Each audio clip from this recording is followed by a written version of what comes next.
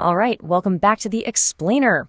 Today we're tackling something that, let's be honest, usually gets a bad rap as just some boring, arbitrary set of rules you have to memorize for a science class. But I promise you, it is so much more than that. We're talking about significant figures. And we aren't going to look at this as a dry rulebook. Instead, we're going to see significant figures for what they really are, the absolute, essential, honest anchor for real-world mathematical calculations. So, I want you to really think about this for a second. Does your calculator actually know more than you do? Think about it. You go out, you measure a couple of things, you punch those numbers in, and boom, your calculator spits out an answer with like 8 or 9 decimal places of absolute certainty. But does that actually match the messy physical reality of what you just measured? As we're about to see, there is a glaring difference between a calculator's unthinking precision and the reality of taking real-world measurements. Here's our quick roadmap for today's explainer. 1. The illusion of precision. 2. The zero rules. 3. Multiplying and dividing. 4. Adding and subtracting. And 5. Mastering complex calculations. Okay, moving right into section 1, the illusion of precision, grounding math in reality. Let's think about measuring the volume of a liquid in a burette. When you read the liquid level, right at the bottom of that curve, the meniscus, you have to use your eyes. On a downward scale, you might clearly see the meniscus is past the 20.1 line, right? But it hasn't quite reached the 20.2 line. So that 20.1, those are our certain digits. But to get a true, honest scientific measurement, you have to record all your certain digits plus exactly one carefully estimated digit. So if we estimate the liquid is exactly halfway between those lines, we add a 0.05. That makes our final recorded measurement 20.15 milliliters. Now, that estimated digit is technically uncertain, but it's still absolutely a significant figure. It's a valid, essential part of the measurement. Now, when we talk about measuring things, we really need to get our vocabulary straight. People mix up accuracy and precision all the time, but in science, they mean very, very different things. Accuracy is all about correctness. It's how closely your measured average agrees with the known or accepted true value. Precision, on the other hand, is about consistency. It's the degree of agreement among several measurements of the exact same quantity, whether those measurements are actually right or not. It also refers to the level of detail a device can give you, like, a scale reading to the thousandths place versus just the tenths place. To really visualize that difference, imagine a dartboard. If all your darts are clustered super tightly together way up in the top right corner, well, that's highly precise. It's very consistent, but it's nowhere near the bullseye, so it's definitely not accurate.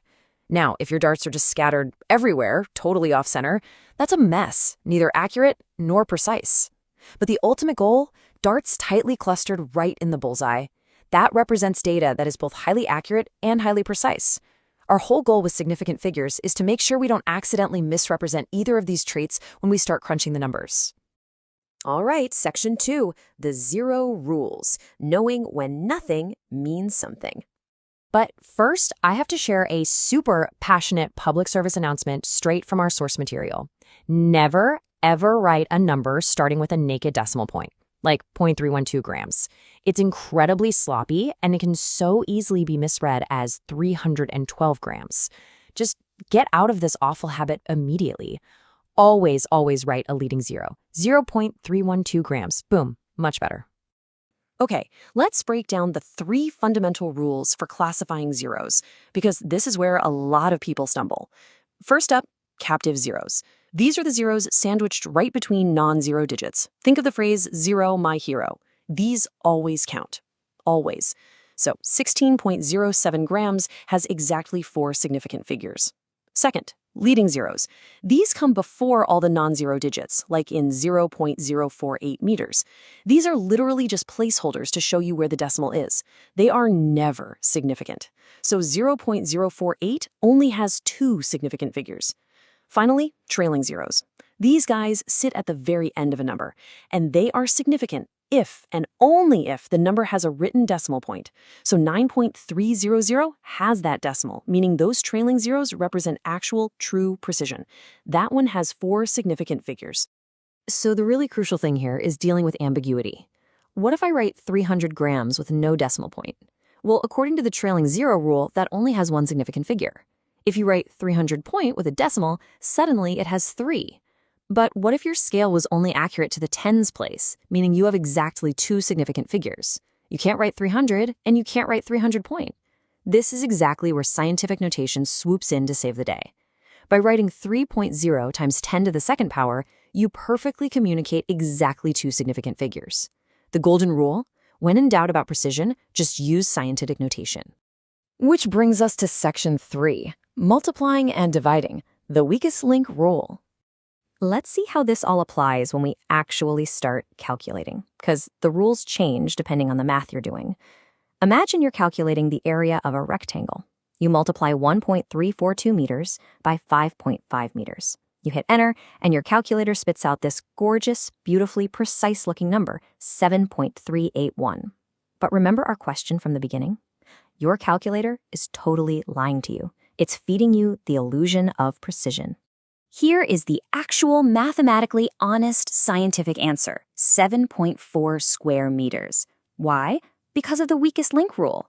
In multiplication and division, your final answer can only ever have as many significant figures as the value in your calculation with the least number of significant figures. Our first value, 1.342, has 4, but 5.5? That only has 2. Our chain is only as strong as its weakest link, so our answer absolutely must be restricted to exactly 2 significant figures. You just cannot scientifically justify keeping all those extra decimal places. Oh, and while we're on the topic of multiplication, our source drops another fantastic high-energy pro tip. Outside of a spreadsheet, never ever use an asterisk to represent multiplication. Physical science is not computer programming. And don't use that little caret symbol for powers either. Use a proper X or put your terms in parentheses. It's all about communicating clearly in the shared professional language of STEM. All right, moving to section 4, adding and subtracting the decimal place rule. It is absolutely crucial to realize that addition and subtraction follow a fundamentally different logic than multiplication and division. We are completely leaving that weakest link total number of digits rule behind. For addition and subtraction, we care exclusively about the decimal place. Let's say we're adding 23.445 kilograms and 7.83 kilograms. The calculator confidently says 31.275. But the rule here is that your answer can only have the same number of decimal places as the value with the smallest decimal place of precision. The first number goes all the way to the thousands place, but the second number, 7.83, stops at the hundreds place. Therefore, our final answer must be rounded to the hundreds place. So the correct scientific answer is 31.28 kilograms. It literally doesn't matter how many total sig figs the numbers start with. For adding and subtracting, the decimal place is king. Finally, section 5. Mastering complex calculations, putting it all together. But before you go tackling a massive, complex problem, we have to address the single most common questions students ask. Our source text puts this incredibly bluntly and honestly quite hilariously. Do not ask, do we have to follow sig fig rules for this? Never, ever, ever, ever ask that, ever. The answer is always, unconditionally, yes. You must always pay attention to precision and accuracy in your calculations. If you ignore them, you're literally just disregarding reality. So how do we actually follow these rules when a single problem requires 4 or 5 different math steps? Because if you rounded every single step, those rounding errors are going to compound, and your final answer will be completely out of whack. Here's the golden 3-step process. Step 1.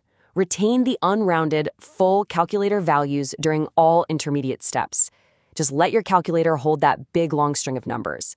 Step 2. Mentally track or literally jot down on paper how many significant figures each intermediate step is actually good for based on the rules we just went over. Step 3. You round only when you are giving the absolute final answer. Keep the mathematical reality totally intact until the very last second. Now, there is one pretty mind-blowing exception that can totally trip you up in complex conversions. Not every number limits your precision.